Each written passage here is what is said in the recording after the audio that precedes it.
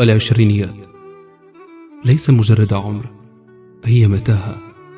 جيلنا يعيش صراعا لا يراه الآخرون بين أحلام تكبر بداخلنا وواقع يحاول أن يقزمنا.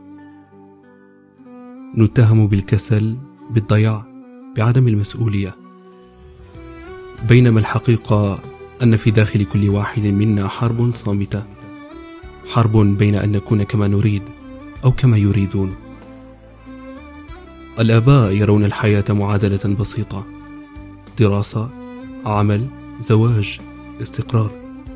لكننا نعيش في زمن لم يعد يعترف بالقواعد القديمة، زمن يطلب منك أن تكون كل شيء في نفس اللحظة، ناجحا، سعيدا، مختلفا، وواقعيا في نفس الوقت.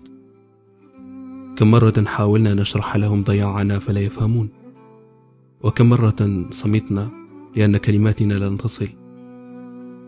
في العشرينيات تكتشف أن الفجوة بين الأجيال ليست في اللغة بل في الألم. هم عاشوا حياة صعبة ونحن نعيش حياة معقدة، والأصعب من ذلك أن كل جيل يظن أن الآخر لا يملك الحق في الشكوى.